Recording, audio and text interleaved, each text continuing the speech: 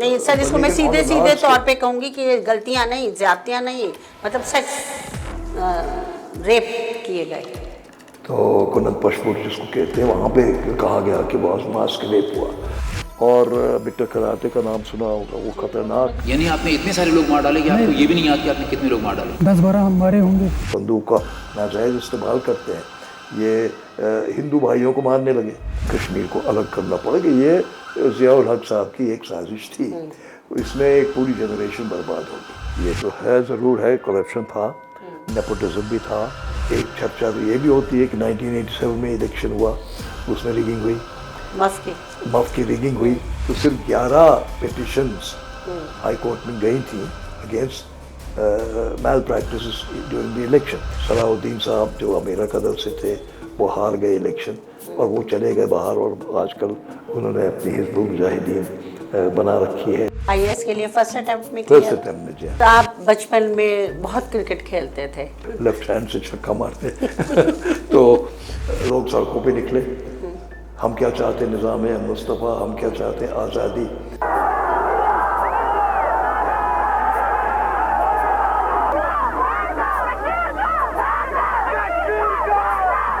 JKLF जो है ये फारूक साहब ने खड़ी करी, फारूक अब्दुल्ला साहब ने। कश्मीर अवाम को काफ़ी जहनी तकलीफ पहुंची है मिल्टन सी से जी।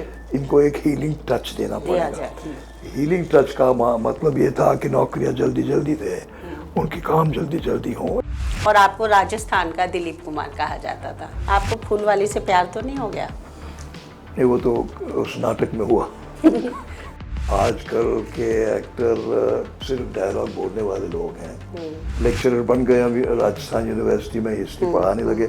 आपको क्या लगता है कि क्या कश्मीरियों ने भी आज़र का ख्वाब देखा? उससे उनके दिमाग में वो ख्वाब बैठ गया कि हमें तो अपना मुस्तकबिल के फैसला खुद करना है। भ्रष्टाचार खत्म होगा, रिश्वतखोरी, नेपोटिज्म। हाँ, देखो कोई अफसर इसकी मजाल नहीं किसी की कि वो इलेक्टेड चीफ मिनिस्टर की बात न माने।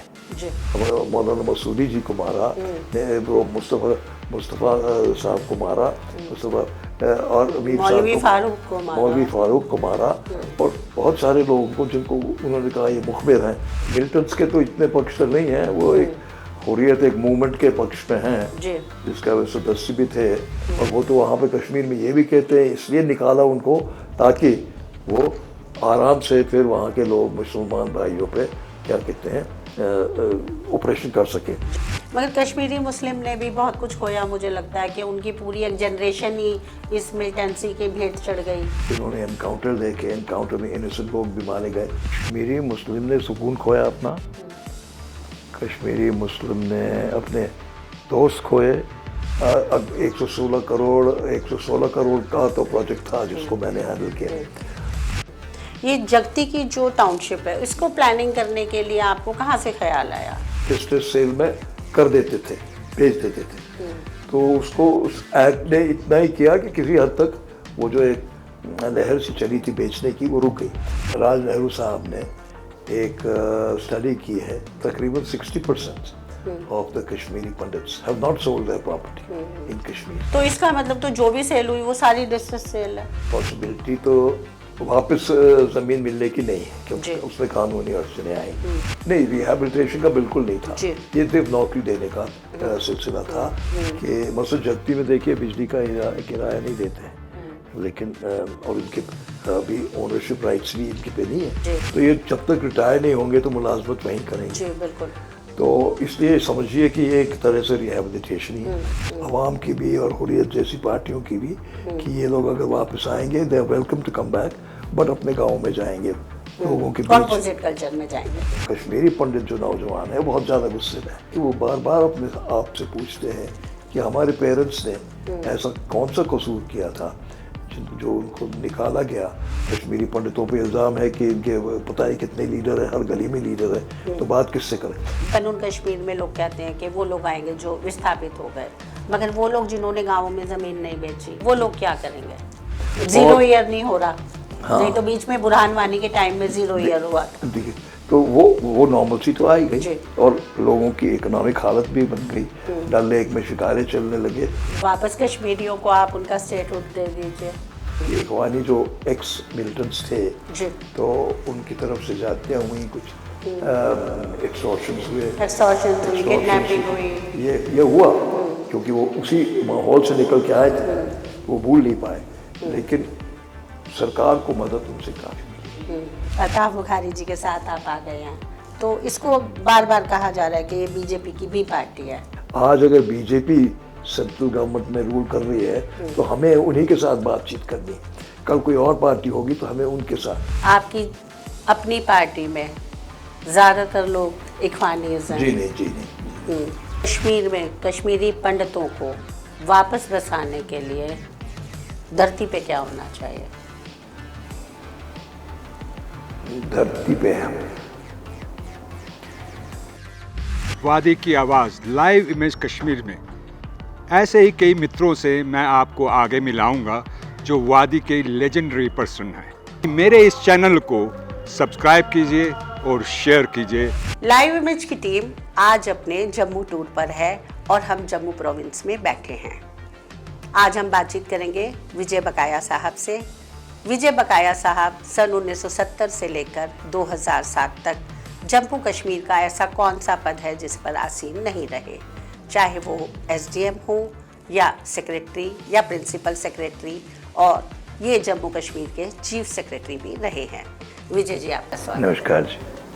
आप कहाँ पैदा हुए और आपकी स्कूलिंग कहाँ से हुई? देखिए, मैं पैदा तो श्रीनगर में हुआ जी। लेकिन 3 साल रहा मैं कश्मीर में। उसके बाद मैं अपने पिताजी के साथ बाहर निकल गया। उनको वो स्कूल में पढ़ाते थे, फिर सेंट जॉन्स कॉलेज आगरे में उनको अच्छी वो ओहदे पे नौकरी मिल गई एज ए टीचर। तो मैं भी उनके साथ निकल पड़ा। तब मैं, मेरी दादी, मेरी माँ और वो थे। तो आगरे में हम लोग स्कूल में पढ़े, सेंट पीटर्स में पढ़ा। फिर 1960 में हम लोग जयपुर आ गए। जयपुर में मैंने अपनी स्कूलिंग भी कंप्लीट की, सीने कैम्ब्रिज किया। उन दिनों हायर सेकेंडरी को सीने कैम्ब्रिज ही कहते थे। उसके बाद BA ऑनर्स किया लिटरेचर में, फिर MA किया हिस्ट्री में। और वहीं पे मैंने इम्तिहान दिया 69 में IAS का, और फिर वहाँ पे मैं क्वालिफाई हो गया। उन्होंने मुझे जम्मू कश्मीर भेज दिया, वापस कैडर दिया, और मैं एक तरह से समझिए 24 साल के बाद वापस आया। वापस back to Kashmir. Back return of the native. तो आप बचपन में बहुत क्रिकेट खेलते थे, तो उसके बारे में कुछ बताइए। बहुत सारे स्पोर्ट्स खेलता। टेबल टेनिस का मैं यूनिवर्सिटी चैम्पियन था, क्रिकेट में भी यूनिवर्सिटी का कप्तान था, रांची में भी मेरा नाम होता था। 1-2 मैच खेले, ज़्यादा नहीं, क्योंकि मैं नाटकों में और स्टूडेंट लीडरी में ज़्यादा उलझा रहता था। अच्छा। तो यहाँ आके फिर मैंने ये कोशिश की कि ये जो अफसर लोग हैं, अफसर हमारे साथ काम करने वाले जो मुलाजिम हैं, उनको भी मैदान में उतारा जाए, टीम बनाई जाए, उनको खिलाया जाए। अच्छा। और उस टीम के ज़रिए बाकी टीमों को के साथ मुकाबला किया जाए। मकसद ये था कि ये एक ऊंच नीच की भावना ख़त्म हो जाती है। मेरा अगर हेड क्लार्क एक कमिश्नर की टीम में है और वो हेड क्लार्क दूसरे लेफ्टिनेंट जनरल को बैटिंग करते बोल कर देता है, तो दूसरे दिन उसकी छाती तनी देखता हूँ मैं। तो वो एक उसको भी लगता है कि मैं एक इम्पोर्टेंट कॉग हूँ मशीन में, और वो उससे उसका आत्मसम्मान बढ़ता है, आत्मविश्वास बढ़ता है। तो उसका काम एक उस गरज से मेरा ये था। और हम लोग बहुत मैचेस खेलते थे, बहुत प्राइजेस देते थे, तो आपस में एक बलबला भी पैदा होता था। तो इसलिए फिर उतना ही रह गया। क्या कहें, हमको खेलते देख के लोग नौजवान कहते थे, साहब आप तो बहुत अच्छा खेलते हैं, आप तो लेफ्ट हैंड से छक्का मारते तो उतना ही रह गया था, बाकी वहाँ खेले हुए। इस बात में कितनी सच्चाई है कि आप थिएटर के बहुत शौकीन थे और आपको राजस्थान का दिलीप कुमार कहा जाता था? ये सच्चाई तो है कि थिएटर में मेरा बहुत घनिष्ठ रुचि थी, और मैं एक्टिंग भी करता था काफ़ी।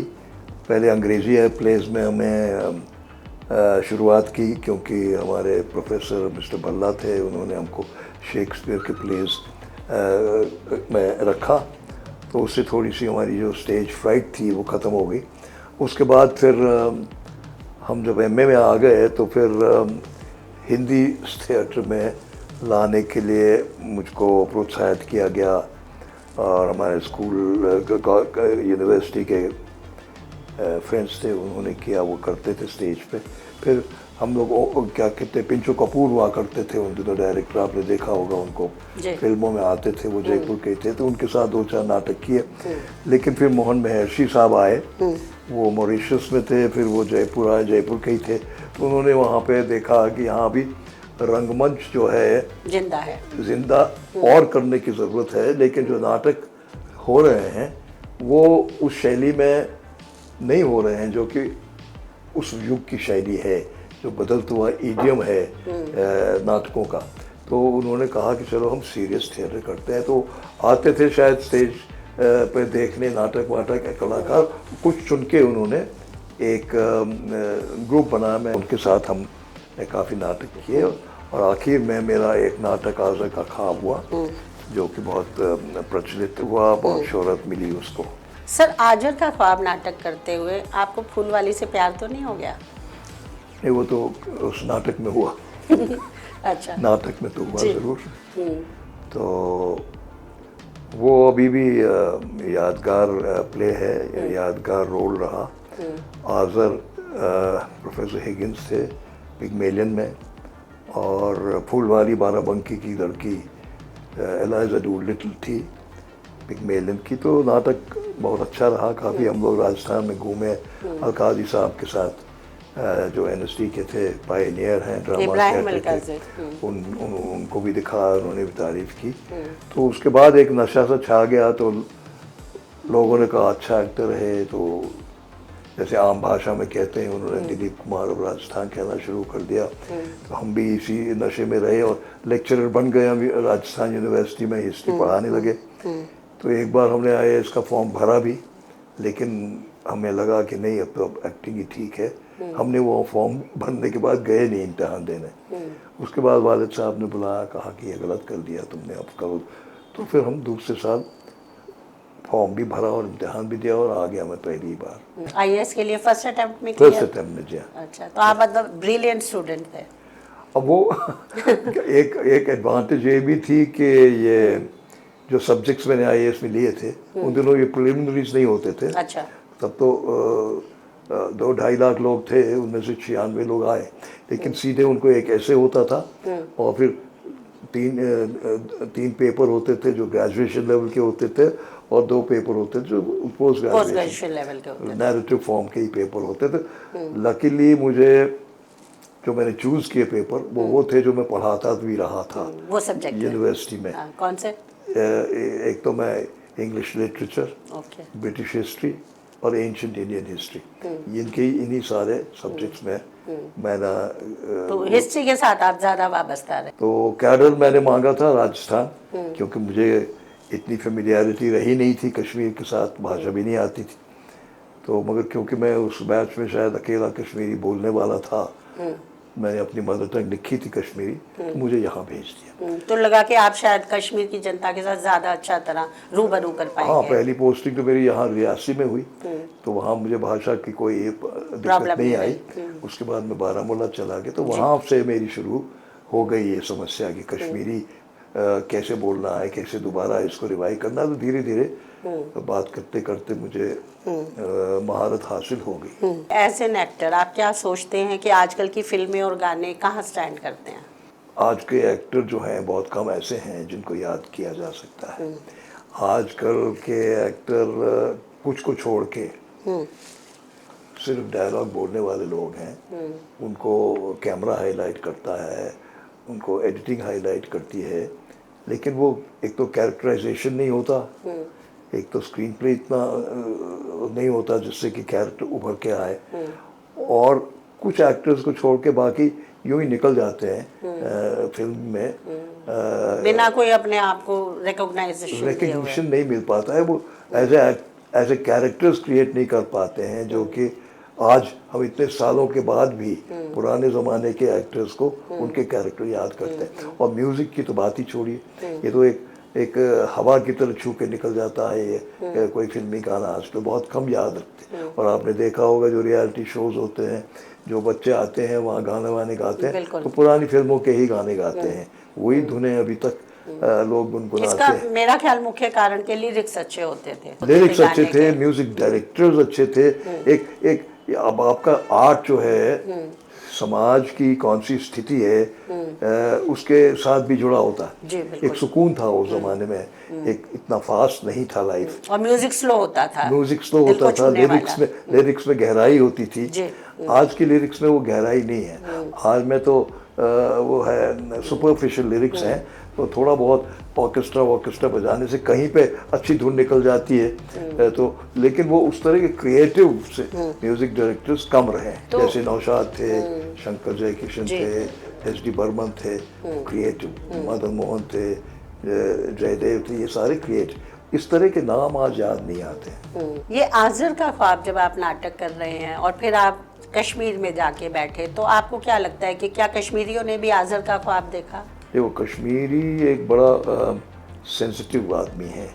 वो रिफ्लेक्ट करता है, हालात के बारे में सोचता है, रजिस्टर करता है, और उसको शुरू मतलब से इसमें कश्मीरी मुस्लिम और पंडित कश्मीरी एज अ स्टॉक, पंडित और उनमें कोई फर्क नहीं। Okay. In this particular area, sensitivity, reflectiveness, compassion और एक विजन, और उनमें एक्यूमेन है, पॉलिटिकल एक्यूमेन बहुत है। वो समझते हैं कि पॉलिटिक्स क्या होती है। तो जब एक बार 47 में एक्सेशन हो गया, उसके बाद तो आगे चलते रहे वो लोग, लेकिन एक ख्वाब उनको जो गलती से जवाहरलाल नेहरू साहब दिखा गए, जब एक पब्लिक जलसे में उन्होंने कहा एक्सेशन के इंस्ट्रूमेंट को साइन करने के बाद कि हम जब मौका आएगा तो हम रायशुमारी करेंगे, उससे उनके दिमाग में वो ख्वाब बैठ गया कि हमें तो अपना मुस्तकबिल के फैसला खुद करना है। लेकिन वो एडमिनिस्ट्रेशन चलती रही, लोगों को उलझाते रहे। आपके बख्शी साहब मेथड आया, एडमिनिस्ट्रेशन का प्रलोभन देते रहे, हिंदुस्तान के साथ जोड़ते रहे, बाकी स्टेटों के कॉलेजेस में भेजते रहे, और उसके बाद फिर सादिक साहब का दौर आया, उनका एडमिनिस्ट्रेटिव तरीका ये था, रूल ऑफ लॉ। ये 3-4 तरीके आए जिससे कि लोगों को हिंदुस्तान के साथ नज़दीक लाया गया, और वो भूलने लगे कि हमें रायशुमारी भी। उस दौरान 65 में एक जंग भी हुई, जब वो पाकिस्तान ने हमला किया, उस वक़्त कश्मीरी ने कहा हमलावर खबरदार, हम कश्मीरी होशियार। तो उस तरह का तब वो मूड था। और फिर बाद में 71 का भी आ गया जंग, हालांकि वो बांग्लादेश में हुआ, हमारे साथ कश्मीर में भी असर हुआ उसका।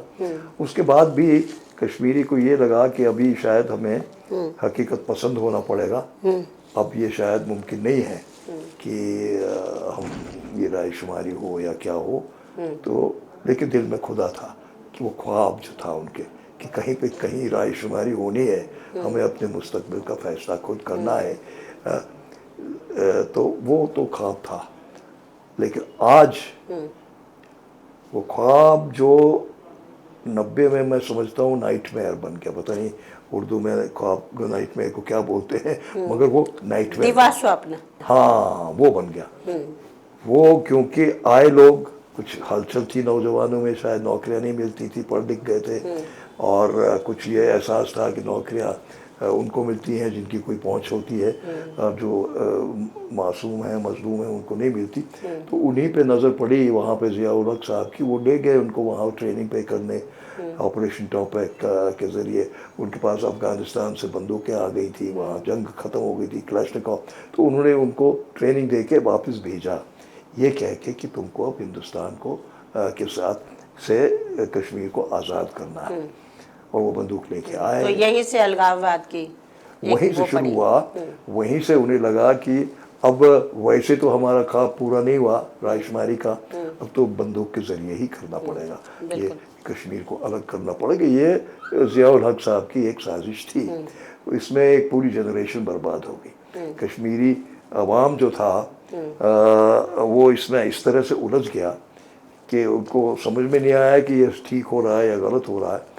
सन्नाटा छा गया, चुप रहे, देखते रहे। पहले ये लोग इनको एक वलवले में इनको मुजाहिद बोलते रहे। ये लोग बंदूक लेके आए थे और CRP से झगड़ा कर रहे थे, तो इन्होंने कहा ये तो शायद फ्रीडम फाइटर्स ही हैं, कोई जो हमने ख्वाब देखा था उसको पूरा करने की कोशिश कर रहे हैं। लेकिन धीरे धीरे इन्होंने देखा ये तो बड़े वायलेंट लोग हैं, ये तो वो उस तरह के विजन वाले लोग नहीं हैं जो हम समझते थे, ये बड़े पेटी हैं, आपस के झगड़ों में लगे हुए हैं, बंदूक का नाजायज़ इस्तेमाल करते हैं, ये हिंदू भाइयों को मारने लगे। और बिट्टर कराटे का नाम सुना होगा, वो उन्होंने खतरनाक, तो यूट्यूब पे उनका एक वो भी है कि मैंने इतने लोगों को जी मारा। खतरनाक। यानी आपने इतने सारे लोग मार डाले कि आपको ये भी नहीं याद कि आपने कितने लोग मार डाले? 10-12 हमारे होंगे। 10-12 की 20? अब 20 ही लगा दीजिए, 20 ही हमारे सारे के सारे कश्मीरी पंडित थे कि कोई मुसलमान भी थे उसमें? मुस्लिम थे उसमें। कितने मुस्लिम कितने कश्मीरी पंडित? ज़्यादा कश्मीरी पंडित थे? जी। और कश्मीर में जब उसने वो बोला, एक्चुअली कश्मीर के अंदर एक दिल दहल गया सबका, क्योंकि वो इस तरह की भाषा सुनने के आदि नहीं है कश्मीरी, बहुत पीसफुल नॉन वायलेंट आदमी। तो उसके बाद जो हादसा हुआ वो ये कि एक इशारा चला गया कि साहब कश्मीर के अंदर नॉन कश्मीरी नहीं रहेगा, क्योंकि ये था ना कि अब तो निज़ाम मुस्तफ़ा बनेगा। निज़ाम मुस्तफ़ा बनने के लिए लिए लोग सड़कों पे निकले, हम क्या चाहते निज़ाम मुस्तफ़ा, हम क्या चाहते आज़ादी। काफ़ी लोग निकले थे, एडमिनिस्ट्रेशन ने इस तरह का ये हुजूम देखा ही नहीं था सड़कों पे। तो एक इशारा भी निकल गया कि साहब इस वक्त ये जो है निज़ाम मुस्तफ़ा में नॉन कश्मीरी मुस्लिम नहीं रह सकता। इसलिए कश्मीरी पंडित जो उस वक्त 2-2.5 लाख 3 लाख वहाँ रहते थे, वो बड़ी अच्छी तरह से रहते थे, आपस में भाईचारा था, बहुत गाँव में इकट्ठे रहते थे। उनको धमकी दी गई कि आप निकलो यहाँ से। और हैरानी तो ये थी, धमकी ये दी, मस्जिदों से आई पुकार कि आप मर्द लोग निकल जाओ, अपनी औरतों को यहाँ पीछे छोड़ के। अब लोग कहते हैं किसने सुनाई, मगर ये न्यूज़ ट्रैक उस वक्त निकलता था, मनोज रघुवंशी जी ने बहुत पहली बार, हाँ, तो उसमें सारा कुछ रिकॉर्डेड है, आर्काइव्स में होगा।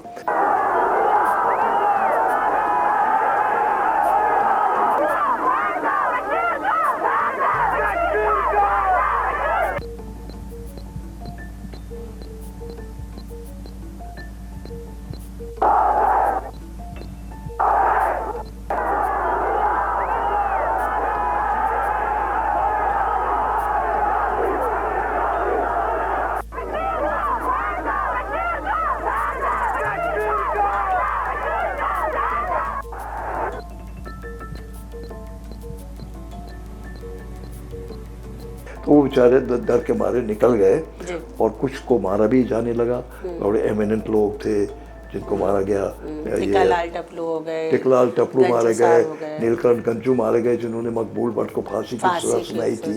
इसी तरह से प्रेमनाथ भट्ट मारे गए, लसा कौल मारे गए जो डायरेक्टर दूरदर्शन थे। इसी तरह एक डिप्टी गोपीनाथ जी मारे गए। और उसके बाद फिर ये प्रेमनाथ भट्ट और बाकी गिरजा विरजा इनको बड़ी बेदर्दी से मारा गया, क्योंकि ताकि दहशत फैले, कश्मीरी निकल जाए, कश्मीरी हिंदू निकल जाए, कश्मीरी हिंदू निकल जाए। और वो निकला। कुछ लोग रह गए जिनके पास साधन नहीं थे निकलने के लिए, या जिन्होंने सोचा कि हम ये आपस में फैसला करके यही रहे तो अच्छा है, नहीं तो दर बदर क्यों। अक्सर ये भी कहा जाता है कि गवर्नर जगमोहन जी ने उनको निकाला। देखिए, मैं यहाँ डिवीजन कमिश्नर था जी, तो मुझे एक जिम्मेवारी मिली कि मैं इस तरह के तूफान को थमा सकूं, क्योंकि ये लोग सब वहाँ कश्मीर से निकल के जम्मू आए, और ये आते गए पता नहीं किस उम्मीद में हमको कोई कहेंगे आओ हमारे घरों में बसो, क्या करो।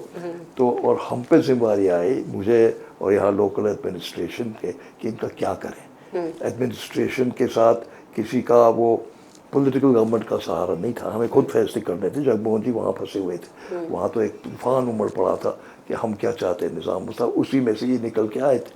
तो मैंने बीच में जगमोहन जी से भी फ़ोन पे बात करी कि ये लोग ये यहाँ आ गए हैं, मेरे पास मुश्किल है, कहाँ बिठाऊंगा मैं इनको, ये अब इनको आप क्यों नहीं रोकते। उन्होंने कहा देखो हम कोशिश तो कर रहे हैं, लेकिन अब ये वापस लाएंगे इनको, फिलहाल हम फोर्सेस नहीं है, अभी इनको जल्दी वापस लाएंगे, तब तक जिस तरह से भी हो सके संभालो। तो ये गलत है ये कहना कि उन्होंने डायरेक्शन दी कि इनको कि आप निकलो। और वो तो वहाँ पे कश्मीर में ये भी कहते हैं इसलिए निकाला उनको ताकि वो आराम से फिर वहाँ के लोग मुसलमान भाइयों पे क्या कहते हैं ऑपरेशन कर सके। जी। तो ये गलतफहमी अभी है, मगर ये है कि मेरे दिमाग में एज डिविजनल कमिश्नर ज़रूर इनसे बातचीत करने के बाद सवाल उठता था, क्या ये कह रहे हैं इतना शोर हुआ, क्या ये कह रहे हैं एनॉनिमस पोस्टर घरों पे लगाए गए और हमें फ़ोन आते गए आप निकलो। तो हमने सुना कोई कहता है साहब हमने एडमिनिस्ट्रेशन से कहा था ये पेट्रोलिंग बढ़ा दे, कोई कहा कि साहब हम लोग नहीं निकलना चाहते थे लेकिन एडमिनिस्ट्रेशन कोलैप्स थी। उस वक्त मेरे सामने सवाल उठता था क्या ये ज़रूरी था इनके लिए निकलना, क्या ये रह नहीं सकते थे। सवाल मेरे दिमाग का तब हल हुआ जब 95 में सारी शरीफ के हादसे के बाद कर्फ्यू था सारे कश्मीर में। मैं गुपकार में रहता था, एज प्रिंसिपल सेक्रेटरी था मैं इंडस्ट्रीज़ का। कर्फ्यू था तो रात को बहुत देर से 12-1 बजे रात को वो नीचे गली में से शोर सुनाई दिया, हम क्या चाहते निज़ाम मुस्तफ़ा। तो हम घबरा गए, मेरी वाइफ और मैं उठा हड़बड़ाहट से खिड़की से झाँक के देखा तो सन्नाटा था। फिर इट डॉन्ड अपॉन मी कि ये जुलूस नहीं था, कोई टेप्ड आवाज़ थी, किसी मस्जिद वहाँ नीचे थी सनवार में, वहाँ से आ रही। अच्छा। फिर मेरे सवाल का जवाब मुझे मिल गया कि ये तो एक मस्जिद से एक टेप्ड वॉइस से मैं इतना घबरा गया। 90 में जनवरी में ये तो सारी मस्जिदों से श्रीनगर में एक्चुअली ये आवाज़ निकल के आ रही थी कि हम क्या चाहते हैं निज़ाम मुस्तफ़ा, और ये भी नारे लग रहे थे कि आप जाएं। तो उस वक़्त शायद इनको निकलने के बगैर चारा नहीं था, लेकिन बाद में आप देखिए थोड़ी सी थम गई 93-94। उसके बाद भी जो कश्मीरी पंडित बचे हुए थे ये भी निकल जाए इसके लिए 3-4 हादसे किए गए। सरदार रह गए थे वहाँ, छट्टीपुरा आपको याद है, बेदर्दी से मारे गए 32 लोग वहाँ पे। और अब तो कहते हैं वो क्लिंटन आए हुए थे तो उनको बतलाने के लिए मारे गए। और फिर वंदहामा में तकरीबन 22 कश्मीरी पंडितों को गांव में खड़े करके मार दिया, नादीगर में मार गया, संगापुरा में मार दिया, ये कहने के लिए कि अब तुम यहाँ बचे हुए हो, जो भी बचे हुए वो भी निकलो। तो ये सब तो हुआ, लेकिन धीरे धीरे एडमिनिस्ट्रेशन ने कंट्रोल पा लिया मिलिटेंट्स ने। लोकल मिलिटेंट्स तो ख़त्म हो गए, उनमें मोटिवेशन नहीं थी। मर्सनरीज को भी भेजने की कोशिश की गई, वो उन लोगों में ने काफ़ी नुकसान किया। कश्मीरी मुसलमानों को मारा, मौलाना मसूदी जी को मारा, वो मुस्तफ़ा साहब को मारा, मुस्तफ़ा और अमीर मौलवी फारूक को मारा, और बहुत सारे लोगों को जिनको उन्होंने कहा ये मुखबिर हैं, ये इन्होंने, और या फिर आपस के झगड़ों की वजह से मारा। उन्होंने बहुत सफ़र किया, लेकिन कश्मीरी पंडित को एज कश्मीरी पंडित वहाँ से निकालने पे मजबूर किया गया। मगर एक चीज़ और है कि मौलवी फारूक को मारा मिलिटेंट्स ने, मगर उनके बेटे जो हैं वो पक्षधर हैं मिलिटेंसी के या अलगाववाद के या हुर्रियत के, तो ये क्यों? मिलिटेंट्स के तो इतने पक्षधर नहीं हैं, वो एक हुर्रियत एक मूवमेंट के पक्ष में हैं जिसका वे सदस्य भी थे। अब मैं समझता हूँ ये सारा कुछ देखने के बाद इतना नुकसान किया, एक जनरेशन ख़राब हो गई, खून बहा इतना, वो भी इसी नतीजे पे आए होंगे कि बंदूक के ज़ोर पे अपना जो ऑब्जेक्टिव है हासिल नहीं हो सकता है, बातचीत के ही ज़ोर पे होगा। लेकिन अभी उस तरह की बात होने में अभी देर लगेगी, क्योंकि हमारा एनिमी जो है वो अभी भी सक्रिय है, वो कोशिश कर रहा है। जैसा आपने पहलगाम में देखा कि हालात नॉर्मल अगर हो जाए तो वो कोशिश करता है कि अब नॉर्मली फिर से वहीं पे लाया जाए। तो इसलिए अभी मगर मैं तो नहीं समझता मौलवी फारूक मिलिटेंसी के साथ हैं इस वक्त। तो हाँ, तोहमत है, हुर्रियत के साथ थे, एक मूवमेंट के साथ थे, सेपरेटिस्ट मूवमेंट के साथ थे। तो टाइम लगेगा उनके साथ बातचीत करने में बाकी, लेकिन एक पीस का माहौल हो तभी हो सकता है। इस बात में आप कितना माने इत्फाक रखते हो कि जो स्टेट गवर्नमेंट थी उसने भ्रष्टाचार, रिश्वतखोरी, इस सब चीज़ों को बढ़ावा दिया, जो वो भी एक मुख्य कारण रहा मिलिटेंसी का? ये तो है, ज़रूर है, करप्शन था, नेपोटिज्म भी था, नौजवान जो थे बेचैन थे, नौकरियां नहीं मिल रही थी, पढ़ लिख गए थे। तो इन्हीं पे नज़र पड़ी ज़िया-उल-हक साहब की कि इनको मैं यूज़ कर सकता हूँ अपने मकसद को पूरा करने में। जी। तो उनको फिर बंदूक भेजे गए और उनको ये किया गया। लेकिन अब एक चर्चा तो ये भी होती है कि 1987 में इलेक्शन हुआ, उसमें रिगिंग हुई, मफ की रिगिंग हुई। हालांकि वो ऐसी रिगिंग नहीं थी कि अगर एनसी हुकूमत में आई, अगर रिगिंग नहीं होती तो कोई और आता, नहीं। जो आम चर्चा भी यही है कि 10-12 सीट शायद मफ को मिलते। लेकिन अगर टेक्निकली देखा जाए तो सिर्फ 11 पिटिशंस हाई कोर्ट में गई थी against malpractices during the election and all 11 were rejected. So उस हिसाब से हम कह सकते हैं टेक्निकली स्पीकिंग कि रिगिंग नहीं हुई, बट एक परसेप्शन था। और उसी की वजह से सलाहुद्दीन साहब जो अमीरा कदर से थे वो हार गए इलेक्शन और वो चले गए बाहर, और आजकल उन्होंने अपनी हिज़्बुल मुजाहिदीन बना रखी है। नेपोटिज्म ज़रूर था, लोग बेचैन थे, रेडीमेड फॉर्डर था, उसको ले गए। वो में मोटिवेशन नहीं थी, उनको समझाया गया कि आप ऑक्यूपेशन फोर्स है ये कश्मीर में। किसने समझाया? पॉलिटिकल पार्टियों, अपनी पार्टियों ने, अपने लोगों ने।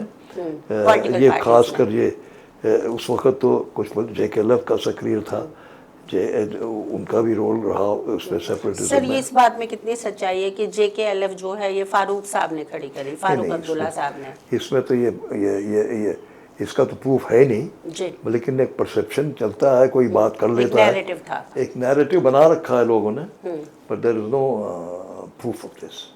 कोर्ट में अगर हम जाते हैं तो संदेह का लाभ तो सबको मिलता है। जी जी जी, है ना? जी। तो अगर हमारे पास प्रूफ नहीं है तो संदेह है ना? संदेह तो प्रूफ के ऊपर ही बनता है ना। जी। हवा में संदेह बने तो संदेह का मतलब ये है कि कोई बायस है, कोई एक पूर्वानुमान है, तो वो मैं समझता हूँ वो ठीक नहीं है। गुलाम नबी आज़ाद साहब के समय में आप उनके एडवाइजर रहे। इकोनॉमिक रिकंस्ट्रक्शन एजेंसी का आफ्टर रिटायरमेंट। अच्छा। और उनके साथ चीफ सेक्रेटरी भी था, मुफ्ती साहब ने बनाया, तो बीच में वो आए तो उनका भी चीफ सेक्रेटरी रहा। तो उस दौरान आपको कुछ बहुत इंपॉर्टेंट प्रोजेक्ट मिले, जैसे ईरा प्रोजेक्ट आपको मिला, तो उसका वो कितनी उसकी उपलब्धि रही? देखिए वो एक बड़ा एक फारसाइटेड प्रोजेक्ट था कि गवर्नमेंट ऑफ इंडिया पैसे तो देती थी प्लान में काम करने के लिए जी, लेकिन कुछ नया और कुछ बड़ा करने के लिए रिसोर्सेज और चाहिए थी, क्योंकि जो आती थी रिसोर्सेज प्लान में वो ऑलरेडी कमिटेड होती थी, जो चल रहा है काम उनको आगे बढ़ाने के लिए। लेकिन कुछ ऐसे एरियाज जहाँ पे पैसा बहुत ज़रूरत था लेकिन इस प्लान में कम मिलता था, उनका प्रोजेक्ट बनाया गया और एशिया डेवलपमेंट बैंक से पैसे दिए गए। कितने? 116 करोड़ का तो प्रोजेक्ट था जिसको मैंने हैंडल किया। उसमें सड़कों को चौड़ा करने की, सड़कें नई बनाने की, रिमोट एरियाज को कनेक्ट करने की। इन कश्मीर इटसेल्फ, कश्मीर में एक वाटर सप्लाई स्कीम, रंगरेट स्कीम जिसको कहते हैं, पानी की कमी थी श्रीनगर में, कश्मीर, वो बनी उसी पैसे से। और यहाँ की कुछ सड़कें बनी, यहाँ के जो अंडरग्राउंड पाइप्स थे पानी के वो बदले गए, टैंकर्स दिए गए, तो ये सारा कुछ काम हुआ। और ADB के लोन में एक था कि इंटरेस्ट जो कंपोनेंट है वो गवर्नमेंट ऑफ इंडिया देती है, स्टेट को नहीं देनी, इसलिए उसके लिए प्रोजेक्ट्स और आए, इस तरह की कोशिश की गई। तो अब भी चलता है वो, लेकिन अब शायद स्लो डाउन हो गया है।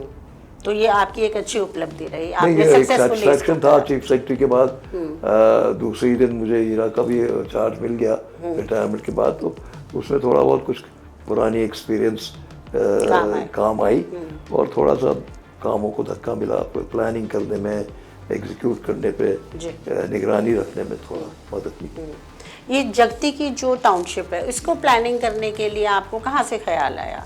ये आज़ाद साहब उनका था कि साहब अब ये कुछ लोग जो टेंटेड कॉलोनीज में से निकले हैं, टेंटेड कॉलोनीज में से जो निकले उनको वन रूम टेनेमेंट्स में रखा गया। वो वन रूम टेनेमेंट्स मुट्ठी में बने, नगरोटा में बने, मिस्रीवाला में बने, कुक्कू में बने, लेकिन इनकी हालत ऐसी नहीं थी कि जिसमें हम कह सकें कि ये जो कश्मीरी विस्थापित थे बड़े आराम से रहते थे।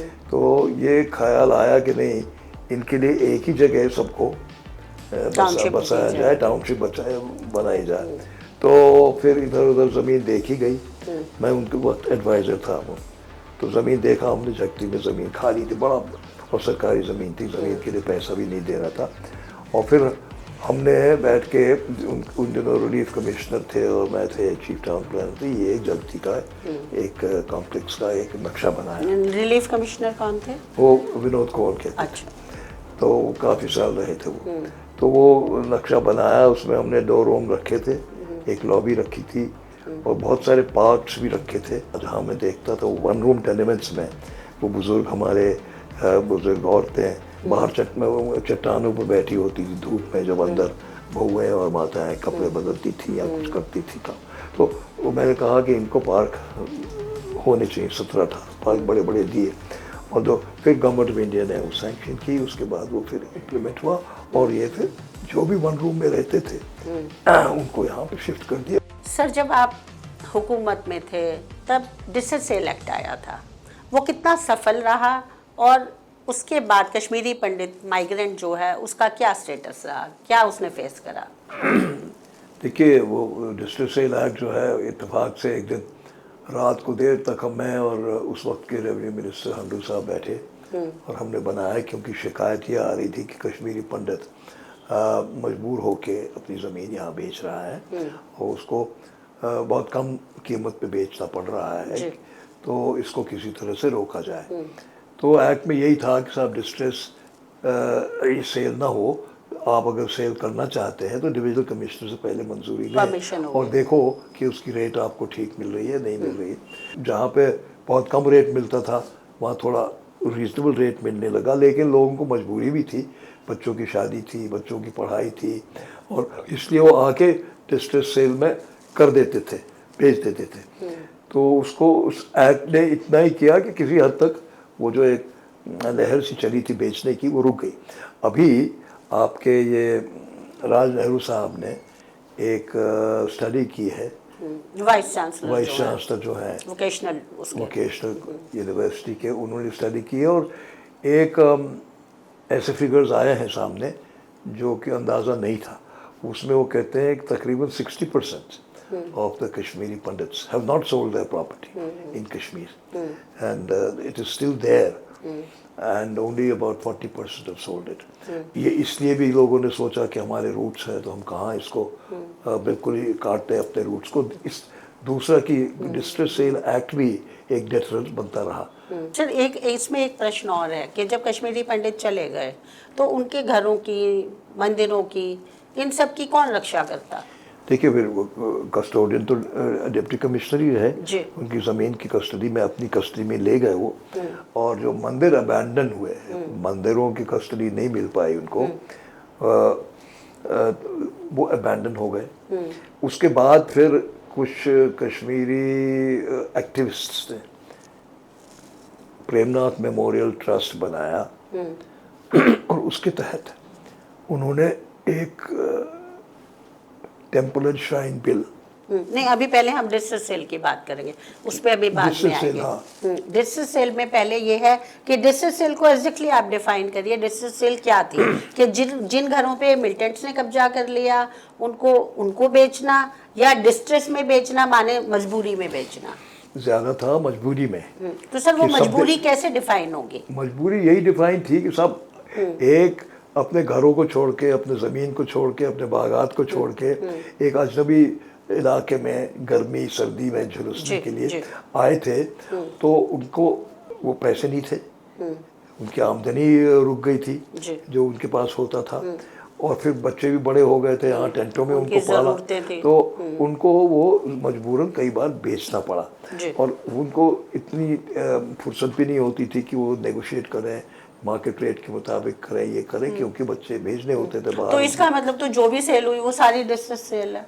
ज़रूरी नहीं है सारी डिस्ट्रिक्ट सेल हुई, लेकिन काफ़ी कुछ ऐसी सेल हुई जिसको कि वो कीमत मिली जो कि अगर उतनी जल्दबाजी में न बेचते उससे ज़्यादा मिल जाती। तो इसीलिए फिर ये रिकमेंड किया गया था एक कमेटी पार्लियामेंट की, तो वेंकैया नायडू जी उसके चेयरमैन थे, कि साहब इनको ज़मीन वापस दिलवाई जाए या वो कीमत दिलवाई जाए कि जो इनको मिलती थी। कानूनन तो मुमकिन नहीं है कि वो बेच चुके थे ज़मीन, लेकिन ये है कि ऐसे हालात ही बने, they didn't have the time to negotiate the reasonable price, but the act वो एक deterrent का काम जरूर किया उसने। तो ये जो कमेटी बनी आप बोल रहे हैं वेंकैया नायडू जी के प्रावधान में, तो उससे क्या हुआ? कुछ मिला कश्मीरी पंडितों को जी नहीं, वापस दिलाया गया? नहीं। तो वो एक फेलियर रहा।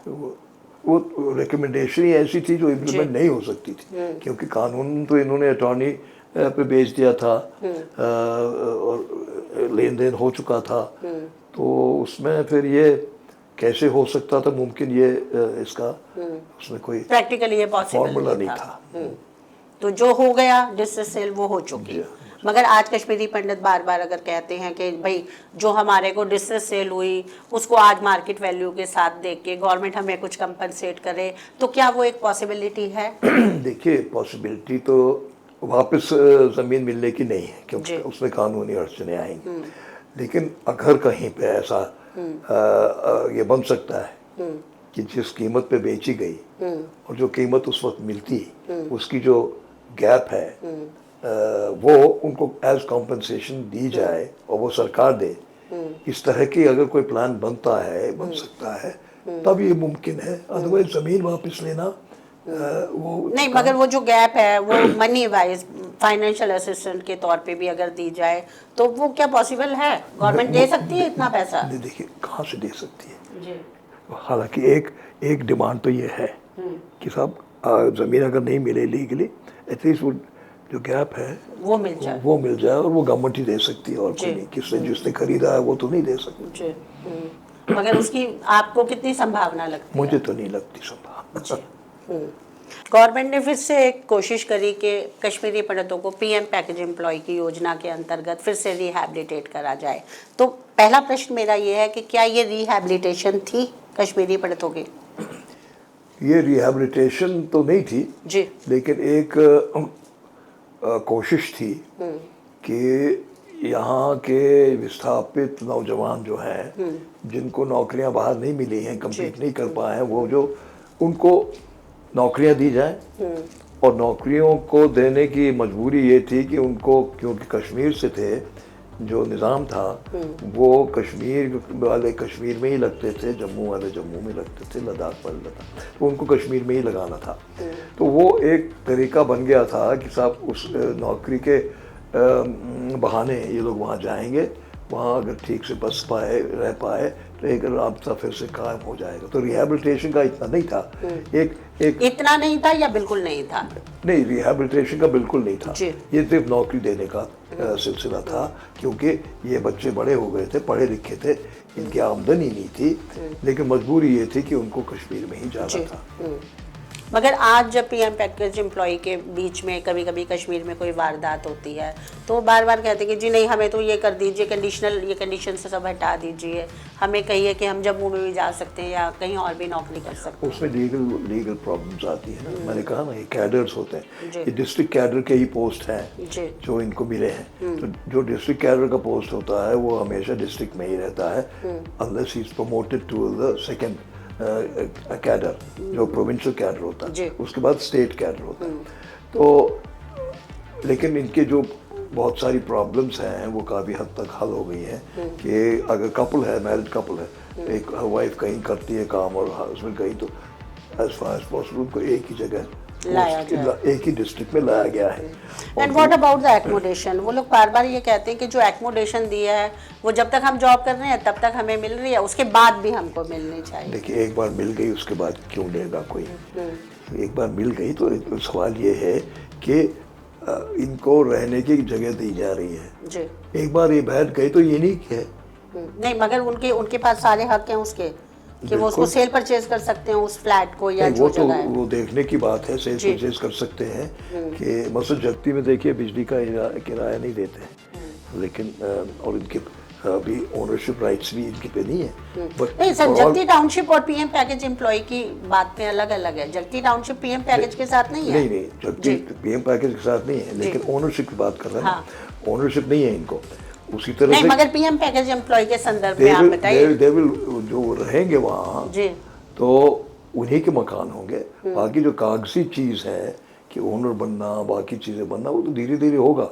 But for all practical purposes एक बार वो वहाँ चले गए तो उसके बाद वहीं रहेंगे और उनको रहने के लिए वो 6 क्लस्टर बन रहे हैं, 6 जगह क्लस्टर्स बन रहे हैं जहाँ पे वो 2 रूम क्लस्टर्स बन रहे हैं जहाँ पे उनको बसाया जाएगा, जो भी इस वक्त 4000 मुलाजिम है। और यही एक तरह का आप समझिए रिहेबिलिटेशन ही समझिए इसको।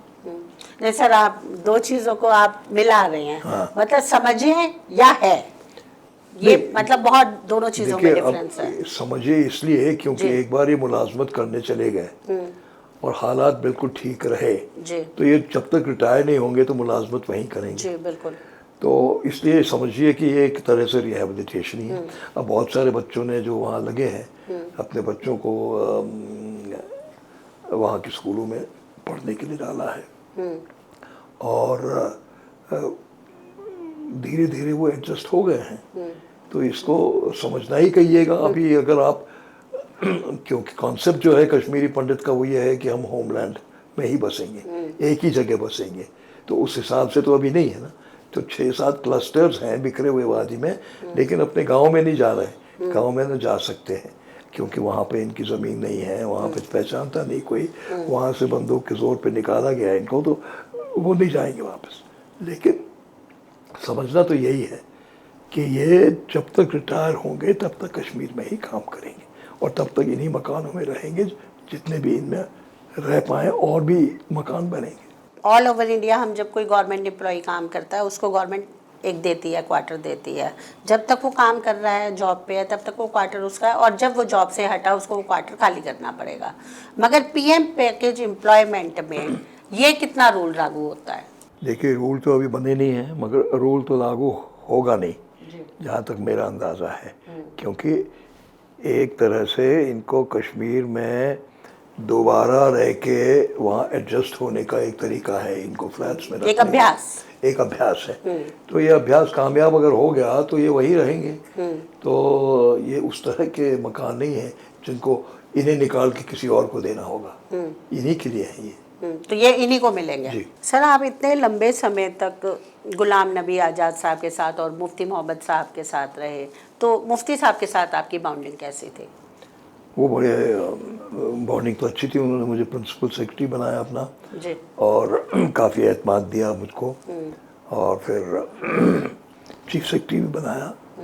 काफ़ी एतमाद देते थे और उनको एक विजन था एडमिनिस्ट्रेशन का कि इंटरफेयर नहीं करना है अफसरों के साथ, काम लेना ज़रूर है, मॉनिटर करना ज़रूरी है, लेकिन समझाना ये है कि आपको काम करके जो ऑब्जेक्टिव है गवर्नमेंट का वो पूरा करना है।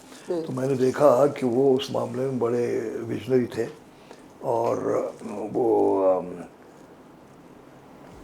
ये जो गवर्नमेंट ऑफ इंडिया के साथ कश्मीरियों को जोड़ना चाहते थे, इसलिए वो हीलिंग टच की बात कर दी। जो उनका नारा चला कि साहब कश्मीर अवाम को काफ़ी जहनी तकलीफ पहुंची है मिलिटेंसी से, इनको एक हीलिंग टच देना पड़ेगा।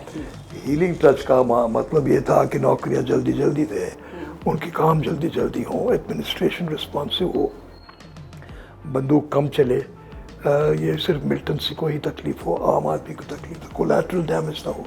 ये सारा कुछ जो है उनकी बड़ी कोशिश रही और किसी हद तक बहुत कामयाब भी हुए।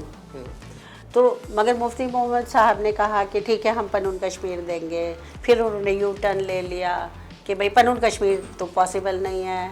मुझे नहीं याद कि उन्होंने कभी कहा था। उन्होंने बोला मुफ्ती मोहम्मद साहब ने कि सेपरेट होमलैंड की बात तो आप भूल जाइए, ये तो पॉसिबल ही नहीं है। ये नहीं कहा मुझे उन्होंने कि पनून कश्मीर हम दे देंगे, आपने कहा, ऐसा मुझे याद नहीं है। मेरी होम मिनिस्टर ऑफ इंडिया से बात हुई, मैंने उनको कह दिया ये अलग नहीं रह सकते हैं, अगर होगा तो इकट्ठे रहेंगे।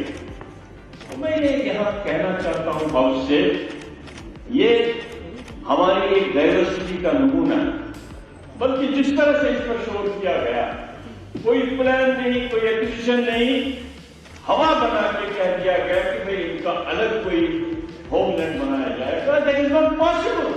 लेकिन पनून कश्मीर के बारे में, कश्मीर के अंदर जो है जनरली जो फीलिंग है वो सबकी, अवाम की भी और हुर्रियत जैसी पार्टियों की भी, कि ये लोग अगर वापस आएंगे they are welcome to come back, but अपने गाँव में जाएंगे, लोगों के बीच, कॉम्पोजिट कल्चर में जाएंगे। उसी कॉम्पोजिट कल्चर में जहाँ वो पले बड़े हैं, रहे हैं, उसी कॉम्पोजिट कल्चर में वो वापस और आए। महबूबा मुफ्ती तो अपने हर इंटरव्यू में कहती रही कि भाई ये वापस आते हैं तो ये कंपोजिट कल्चर में मिलजुल के रहना पड़ेगा, वही एक चारा है। आप उनको अलग शेड्यूल के कोई सिटिंग डक्स बनाना चाहते हैं क्या आप, कि ये पंडित है तो फिर ज़मीन है, हमने कौन सी अपनी देनी, हमारी ज़मीन थोड़ी है, वो हम सबकी ज़मीन है, हमारे पंडित मुसलमान सब भाइयों की ज़मीन है, कोई बाहर से ज़मीन लानी है क्या?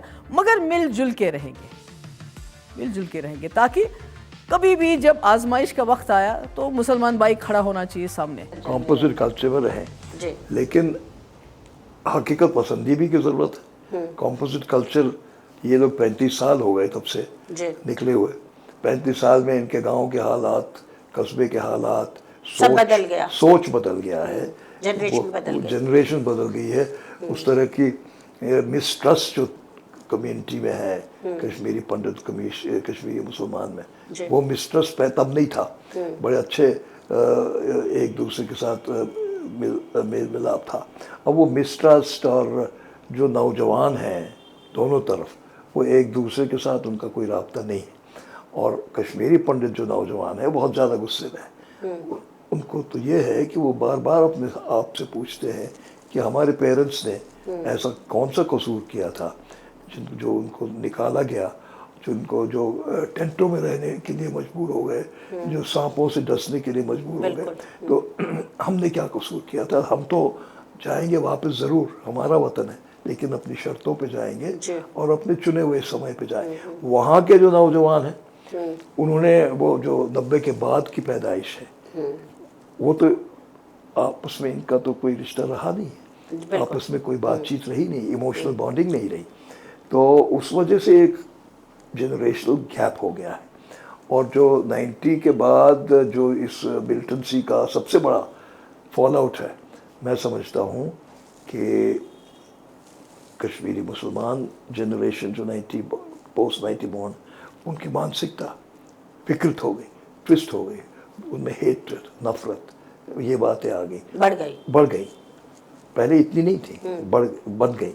और कश्मीरी पंडितों में भी ये नफरत बन गई। तो इस दोनों की ब्रिज जो है, ब्रिज कौन करेगा, कैसे होगा? तो अगर ये पन कश्मीर वाली बात है, तो इसमें दोनों पहलू हैं कि अगर ये पन कश्मीर कहते हैं एक ही जगह रहेंगे हम, तो क्या वो ब्रिज के काम करेगा?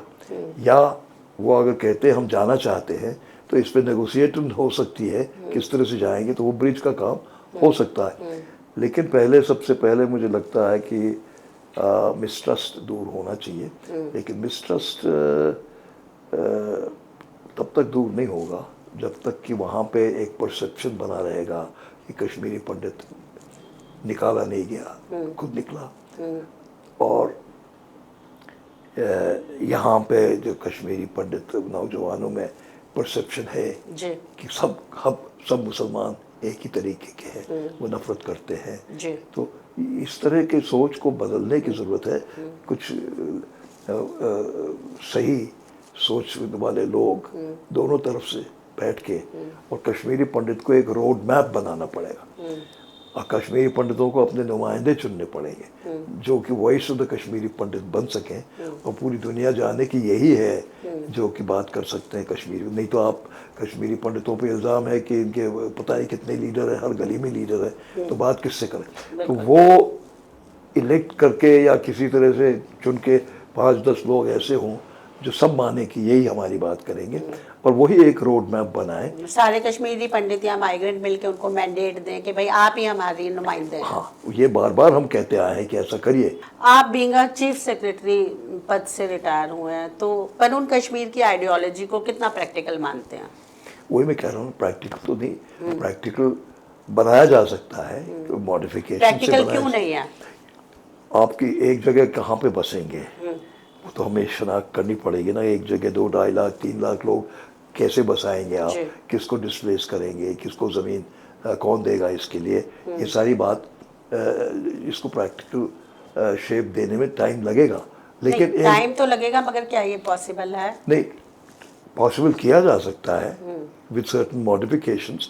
अब देखिए, क्लस्टर की बात है, ये होमलैंड भले एक ही जगह की बात नहीं है, लेकिन 6 जगहों पे अलग अलग रहने की बात आ गई ना, कि अपने गाँव में नहीं गए, अपने शहरों में नहीं गए, कस्बों में नहीं गए, एक जगह रहे जहाँ पे सिक्योरिटी ले सकते हैं।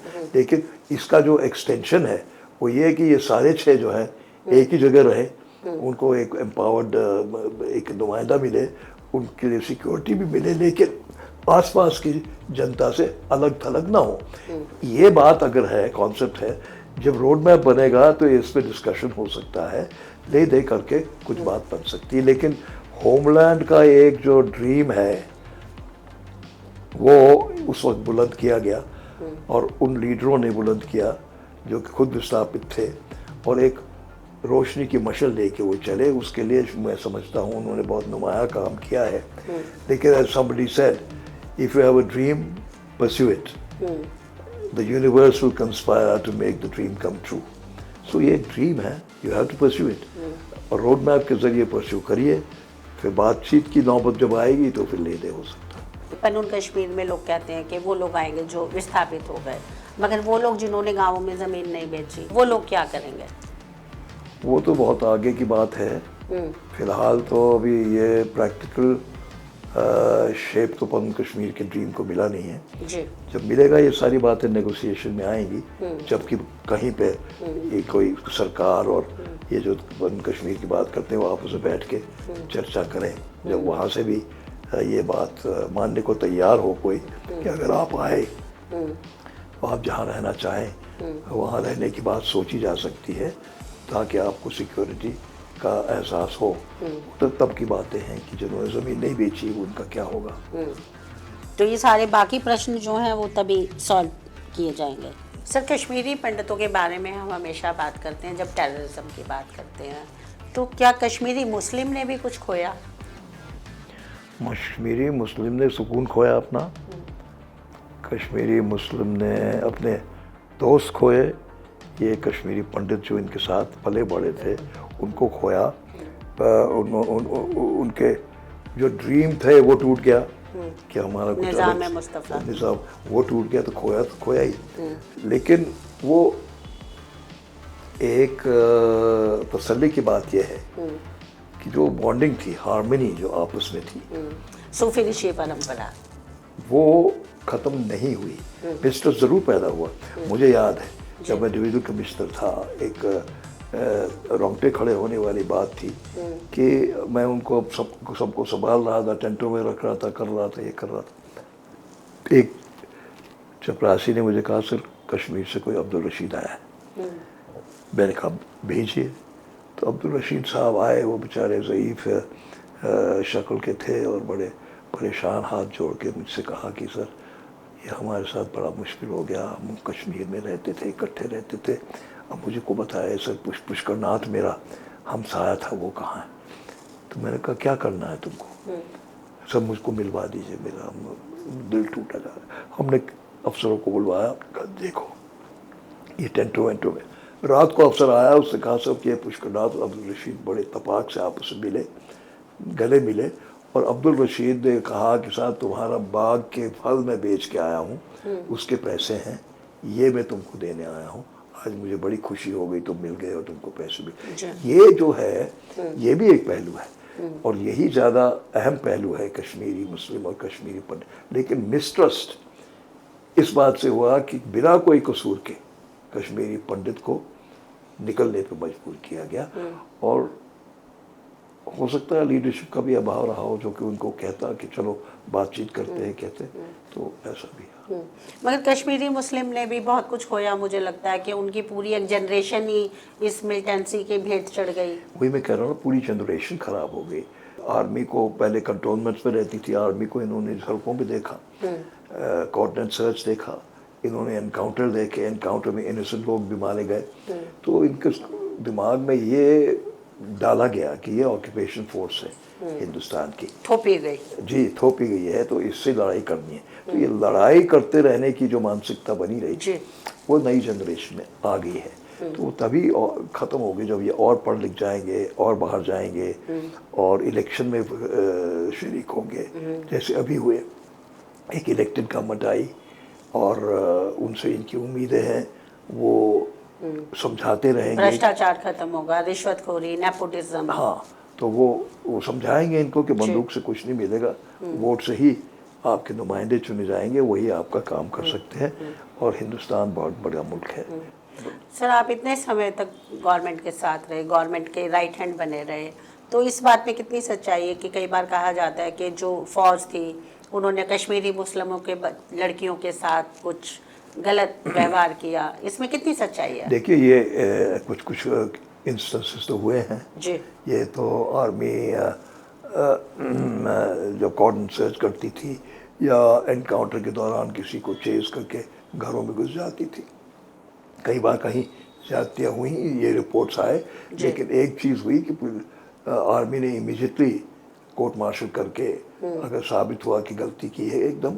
नहीं सर, इसको मैं सीधे सीधे तौर पे कहूंगी कि ये गलतियां नहीं, ज्यादतियां नहीं, मतलब सेक्स रेप किए गए।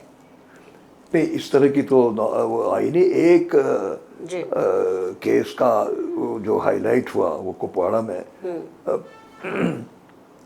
तो कुनन पशपुर जिसको कहते हैं, वहाँ पे कहा गया कि बहुत मास्क रेप हुआ, तहकीकात की गई, वो किया गया, तो एक परसेप्शन बना के हुआ, लेकिन कोई कॉन्क्रीट सबूत नहीं आया। सर, आप कह रहे हैं कि ऐसा कोई एविडेंस नहीं मिला, तो अगर एविडेंस नहीं मिला तो ये एक फॉल्स नैरेटिव माना जाए, झूठी बात? नहीं, मैं कह रहा हूँ जहाँ जहाँ एविडेंस हुई क्या केसेस, एविडेंस जहाँ भी थी जी, तो वहाँ पे कोर्ट मार्शल करके डिसमिस किया गया लोगों को जिन्होंने इस तरह से किया।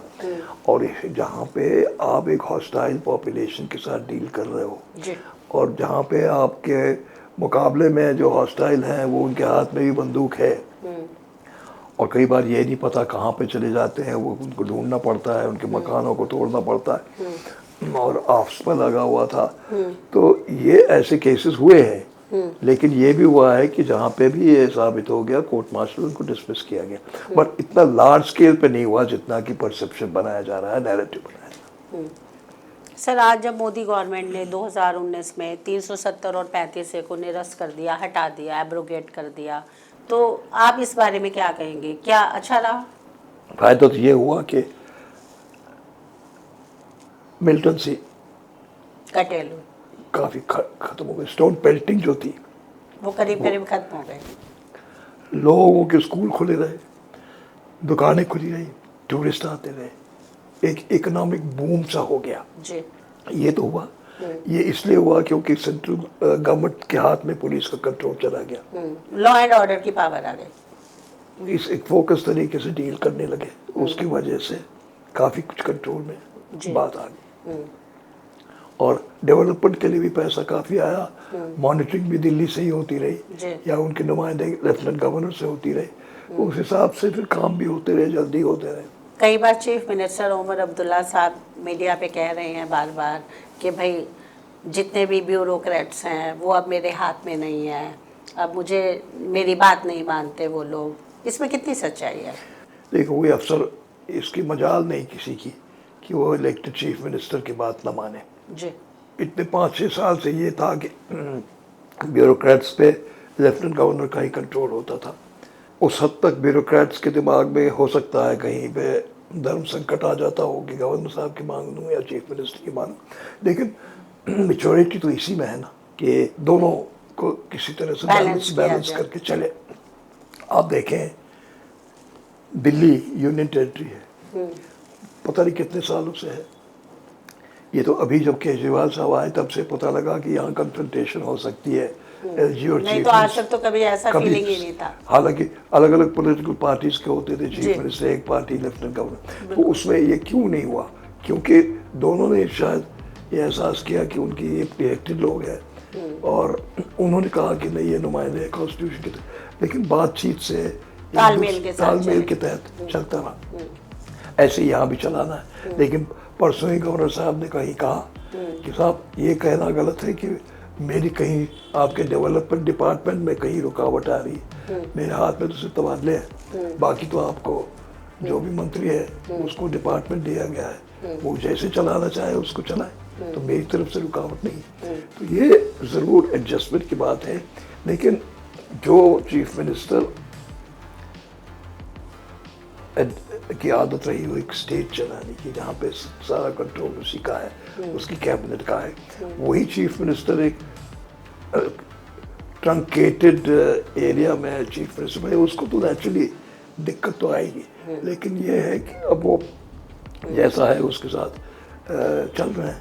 आपको लगता है कि कश्मीर में नॉर्मैलिटी आ गई है? बहुत हद तक नॉर्मल से आ गई है। देखिए टूरिस्ट बहुत आए, और ये जो पहलगाम का एक झटका सा लगा, उससे थोड़ा सा बहुत मुश्किल हुई, लेकिन अब फिर टूरिस्ट चले जाने लगे हैं, क्योंकि कश्मीर जैसी जगह है ही नहीं। मिलिटेंसी के दौरान जब एक भी टूरिस्ट भी नहीं आता था, हम सोचते थे अब तो ये लोग चले गए, मनाली चले गए, शिमला चले गए, बाकी टूरिस्ट स्पॉट चले गए, अब कौन आएगा कश्मीर। लेकिन मिलिटेंसी जो ही ख़त्म हुई, फिर आने लगे, और क्योंकि कश्मीर में जो नेचर का ब्यूटी है वो और कहीं नहीं मिलती है। तो मैं समझता हूँ नॉर्मल सी आ गई है। दुकानें देखिए, नॉर्मल सी के क्या संकेत, दुकानें खुली रहती, देर तक दुकानें खुली रहती थी, 12 बजे तक शायद खुली रहती है, खुली लाल रहती चौक थी। पे तो। उनके लिए वापस घरों को जाने के लिए बसों का इंतजाम, ट्रांसपोर्टेशन भी थी। स्कूल बंद नहीं होते थे, कॉलेजेस बंद नहीं होते थे, बच्चे आराम से आ जा सकते थे। 0 ईयर नहीं हो रहा, नहीं तो बीच में बुरहान वानी के टाइम में 0 ईयर हुआ था। देखिए, तो वो नॉर्मल सी तो आई गई, और लोगों की इकोनॉमिक हालत भी बन गई, डल लेक में शिकारें चलने लगे, तो ये एक नॉर्मल सी थी। तो वही मेरे ख्याल और चलेगी, क्योंकि मिलिटेंसी से आम आदमी तंग आ गया। He doesn't want his peace to be disturbed, लेकिन ये भी कि वो ट्रस्ट मांगता है, उसको ट्रस्ट करा जाए। और तो फिर वापस कश्मीरियों को आप उनका स्टेटहुड दे दीजिए। तो वो तो प्रॉमिस किया गया है, नहीं मगर पार्लियामेंट प्रॉमिस में किया गया है ना, मिला तो उन्होंने नहीं। कहा है अप्रोप्रिएट टाइम पे। तो अप्रोप्रिएट टाइम सरकार का एक डेफिनेशन हो सकता है, उनका एक डेफिनेशन हो सकता है, तो मगर स्टेट हुड देने का तो प्रॉमिस अभी है, और देना है। नहीं मगर सर प्रॉमिस से थोड़ी बात देना चलती है, देना Statehood तो मतलब देना मुझे मिलना भी चाहिए ना। मिलिटेंसी को कटेल करने के लिए इखवानीस की ज़रूरत पड़ी, तो ऐसा क्या उन्होंने फ़ायदा दिया या क्या हमें ज़रूरत पड़ी? नहीं, इखवानीस तो सरेंडर मिलिटेंट्स थे, और उनकी मदद से ये हुआ कि जो मिलिटेंसी में एक्टिव थे, जी, जो बंदूक अभी भी इस्तेमाल कर रहे थे, उनके बारे में इत्तला मिलती रही, क्योंकि ये लोग उस निज़ाम में पले बड़े थे। तो वो फ़ायदा तो हुआ सरकार को, एजेंसीज को, कि उनको मिलिटेंट्स को शनाख्त करने में उनको मदद मिली, और ये लोग आगे आए, ऑफ़र किया, इनको समझ में आ गया कि अब मिलिटेंसी से कोई नतीजा नहीं निकलने वाला। इन्होंने सरेंडर किया और कहा कि सरकार को हम मदद करेंगे। मगर सर बहुत सारा जो कश्मीरी अवाम है उससे ये इल्ज़ाम लगाए कि मिलिटेंसी में लाइक कुक्का परे थे, राशिद बिल्ला थे, या जावेद साहब थे, या लियाकत साहब थे, तो इन लोगों ने इसका मिसयूज़ करा जो पावर गवर्नमेंट ने उनको दी। नहीं, वो तो सच है, उस वक्त इखवानी काफ़ी बदनाम हो गए थे, इखवानियों से हैरेसमेंट काफ़ी हो रही थी, और मैं समझता हूँ मुफ्ती साहब ने एक जो हीलिंग टच के दौरान ये भी किया कि इखवानियों को बैकग्राउंड में रखा। He didn't give them so much importance. उनका एजेंसी जो भी है, पुलिस का निज़ाम है, वही करेगा जो उसका। They should not be made to go among the public. ये तो हुआ, लेकिन ये परसेप्शन बना, और ये सच भी था कि इखवानी जो एक्स मिलिटेंट्स थे, तो उनकी तरफ से ज़्यादतियाँ हुई, कुछ एक्सटॉर्शंस हुए, किडनैपिंग हुई, ये हुआ, क्योंकि वो उसी माहौल से निकल के आए थे, वो भूल नहीं पाए। लेकिन सरकार को मदद उनसे काफ़ी मिली। और ख़ासकर एक जो 1996 में हुक्का परे को खड़े करने के बाद एक पीसफुल इलेक्शन का माहौल बनाया गया, वो बहुत सारी हरबे अपनाए गए पीस लाने के लिए। तो ये भी एक हरबा था कि अब जो मेन स्ट्रीम से बाहर है उसको मेन स्ट्रीम में लाने के लिए भी कई बार कोशिश की जाती है। तो ये सारी उन्हीं कोशिशों का था। अब आप रिटायर हो गए हैं, उसके बाद आपने अपनी पार्टी ज्वाइन कर ली, अल्ताफ बुखारी जी के साथ आप आ गए हैं, तो इसको बार बार कहा जा रहा है कि ये बीजेपी की भी पार्टी है, इस बात पे कितनी सच्चाई है? देखिए, अपनी पार्टी तब बनी जबकि 370 हटा दिया गया था, 5 अगस्त 2019 को हटाया गया। मार्च 8 को 2020 में अपनी पार्टी बनी। वो इस गरज से बनी, बुखारी साहब और अपने कुछ पुराने साथी जो मिनिस्टर रह चुके थे, एमएलए रह चुके थे, उन्होंने एक ही सोच बनाया कि अब कश्मीरी अवाम की नुमाइंदगी करना ज़रूरी है। इस वक्त इनको काफ़ी झटका लगा है, ज़ख्म लगा है। उनको थोड़ा सा उनकी बात सुन के, उनकी बात की नुमाइंदगी करके दिल्ली की सरकार से इनके लिए राहत लेके हमें मैदान में उतरना चाहिए। तो उस हिसाब से ये लोग बने। फिर मोदी साहब से मिले। मोदी साहब ने कहा कि अगर आप नेशनलिस्ट सोच को बढ़ावा देंगे और आप रीजनल पार्टी हैं, आपको जो भी इमदाद चाहिए हो लोगों के दुख दर्द को दूर करने के लिए, हम आपके साथ हैं जी। तो हम आए यहाँ पे। हमने कोशिश की कि देखिए अभी तक गुमराह हुए हैं लोग, आपको झूठे वादे दिखाए गए हैं, आपको ऑटोनॉमी का वादा किया गया है, आपको सेल्फ रूल का वादा किया गया है, आपसे कहा गया है कि 370 नहीं हटेगा। हम कहते हैं 370 हट गया, एक प्रक्रिया के तहत हटा। अब अगर कोई चमत्कार हुआ तो आ सकता है, सुप्रीम कोर्ट वापस ला सकता है, लेकिन बाद में फिर सुप्रीम कोर्ट ने भी, हमने कहा अब आगे बढ़िए, अब हम तरक्की के रास्ते पे चलेंगे। और तरक्की का रास्ता वही है जो कि हिंदुस्तान की मरकज़ी सरकार की तरफ जाता है। आज अगर बीजेपी सेंट्रल गवर्नमेंट में रूल कर रही है तो हमें उन्हीं के साथ बातचीत करनी है। कल कोई और पार्टी होगी तो हमें उनके साथ। तो आपका ये हमें कहना कि हम बीटीएम है बीजेपी की, ये गलत है। तो ये बात सुनने लगे थे लोग, हमारे जलसों में लोग आने लगे थे और वो समझने लगे। और एनसीबी थोड़ी इतनी इनएक्टिव थी, तो हमें लगा कि अब लोग समझने लगे हैं कि जो हम कह रहे हैं कि अब ये सितारे न दिखाएं जो जिन तक पहुंच नहीं पाते हैं, अब सच ये दिखाएं कि सड़कें, पानी, बिजली, वो पसमानदगी ये दूर करने का ही हमारा मैनिफेस्टो है। हमें साथ दीजिए। लेकिन हम बीजेपी के साथ इसलिए बात कर रहे हैं क्योंकि सरकार जो दिल्ली में सरकार है उसके मदद के बगैर हम नहीं चल सकते क्योंकि हमारी अपनी आमदनी लिमिटेड है। वो है। बिल्कुल। आपकी अपनी पार्टी में ज़्यादातर लोग इख्वानीज़ हैं? जी नहीं, कोई इख्वानी नहीं है। सारे पुराने मंत्री हैं, पुराने एमएलए हैं जी। और वो अब अपने इलेक्शन हार गए। हालांकि उम्मीद थी कि वो जीत जाएंगे, तो मगर इख्वानी नहीं, पुराने मिनिस्टर रह चुके हैं। वो थे एमएलए रह चुके हैं, 3 बार एमएलए रह चुके हैं। वो सारे इस पार्टी के बैकबोन थे। सर, एक लास्ट क्वेश्चन मेरा आपसे कि कश्मीर में कश्मीरी पंडितों को वापस बसाने के लिए धरती पे क्या होना चाहिए? धरती पे अब वापस बसना एक बहुत ही डिज़ायरेबल सोच है। अप्रूट हुए बिना किसी कसूर के अपने घर बार छोड़ना पड़ा इनको, तो क्लेम इनका है। पहले बसते यही थे, तो अब जाना चाहेंगे तो बिल्कुल वाजिब है। They want to go back. But फिर सवाल उठता है जाएंगे कहाँ।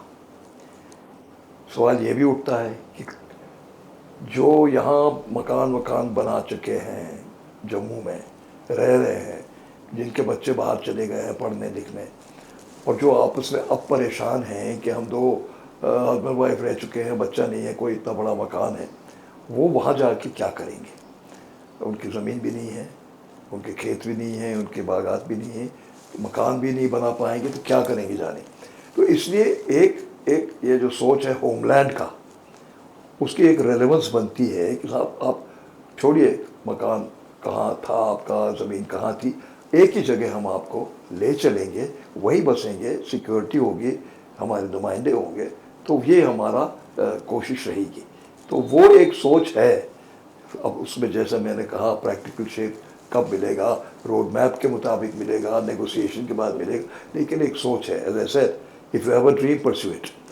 सो this one Kashmir has given people a dream and they are pursuing it in whatever way, but they have kept the dream alive. तो सर, आपने हमारे साथ इतनी सारी बातें करी, उसके लिए आपका बहुत बहुत धन्यवाद। Thank you. Thank you very much. Thank you. उम्मीद है आपको हमारा ये प्रोग्राम पसंद आएगा, इसलिए आप हमारी लाइव इमेज टीम को जो प्रोग्राम हम बनाते हैं उसको लाइक कीजिए, शेयर कीजिए और सब्सक्राइब कीजिए। Thank you. Thank you.